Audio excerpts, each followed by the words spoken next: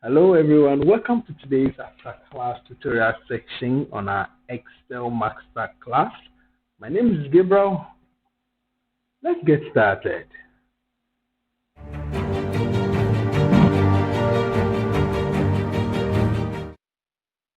With my Excel sheet open, as you know, I share the data in class. We are going to continue with our Excel tables. Always make sure your data is cleaned and also all the headings, the column headings are unique. But first, we always have to do some few data cleaning, just like I'm about to do. First, I did a random check on the item to see whether all the items are spelled correct by using the spellings check.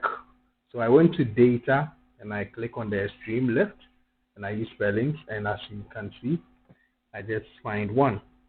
In addition to my part of my data cleaning, I realized some of the columns, some of the data in there is missing. But luckily, the information we are getting is that they are all in Kumasi. So should we type all of them one by one? No. Let's see how we're going to do about it. Okay. We select the space in which, so the range of data in which where we have spaces. Then we move straight to home at the extreme right. Just pay attention. So in selecting the range, I used my control and the arrow keys. So I go to home and I go to my extreme right, as you can see where my cursor is. I click on that and I hit on go to special. Is that okay? Good, fantastic. A small dialog box open and I hit on blank. Blanks. Is that fine? Good. So I hit on OK, and after that I don't touch anything. All I begin to do now is I begin to type in what I want to fill. So I begin to type in Ashanti. And when I finish typing in that, I hit on Control and Enter, and bingo. So all the spaces have all been filled with Ashanti. Is it not so cool? I didn't need to type all of them one by one. Control, Enter. You can pause the video now and try that again. Nice one there. So let's continue from there.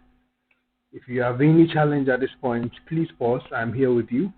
Now that we are done with our data cleaning and we've made sure the headings are unique, like the date, the month, the region, so we don't have like two regions or anything. Also make sure that you don't have an entire row, entire column being empty, just like what I have here. So let me take it back. Or even an entire row being empty, just like what I'm displaying now. So always make sure you don't have anything of a sort when you want to use your Excel table. Nice one there. So clean anywhere, click anywhere within your data, anything. Then you can go to your ribbon under insert. You're going to see table there. But let's play smart. Click anywhere within your data and you just hit on Control and T, T for table. Control T, a dialog box open. As I can see, the entire data, because it's clean, has already been selected, so I'm fine with it. And because my table has headers, I'm going to make sure it is also checked that my table has headers. And bingo, fantastic. Immediately you have your Excel table, a new ribbon is added, a new tab is added to your ribbon. Now I have my table design. But when you click outside the table, it disappears. And when you click in it, I'm fine. One beautiful thing about Excel table is that when you are scrolling down, the headings will stay at the same point so that you can always look at the entire data no matter where you are scrolling down to. So let me give it a try again. So I'm trying to scroll down. And it also have your button, just like what we did last week when you had our filters.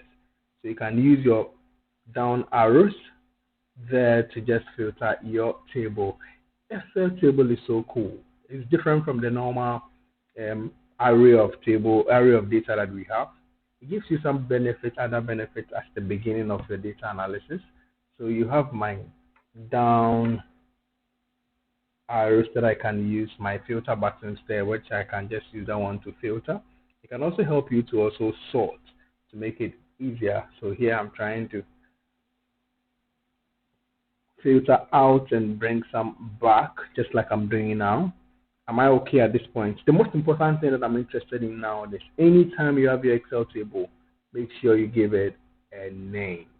Is that okay? always make sure you give it a name.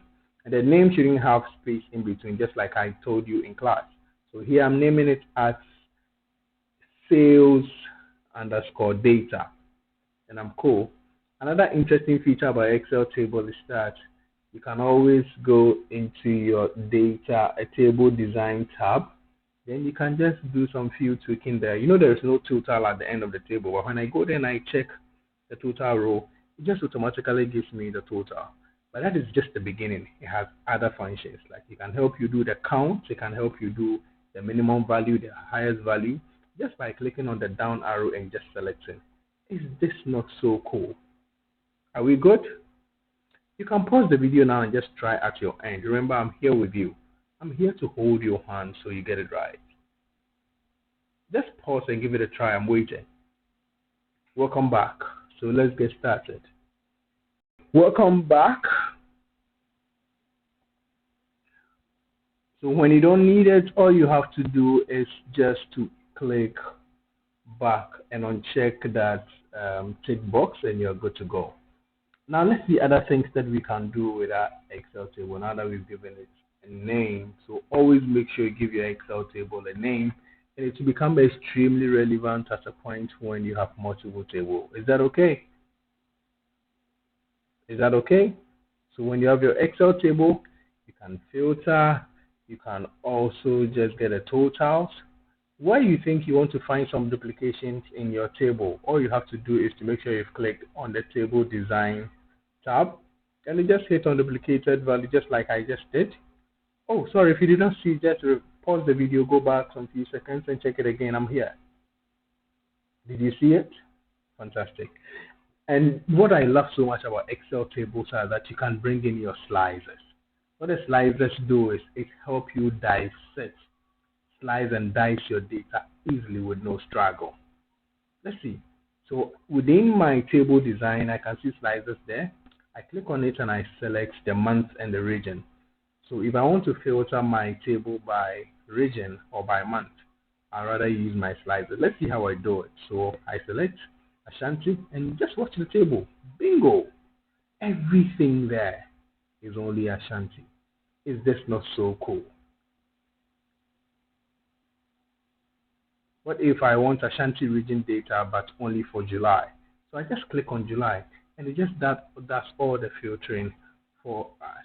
For any other months, just like I'm doing, you can play with it at your end. Remember, practice, practice, practice is the way to do it.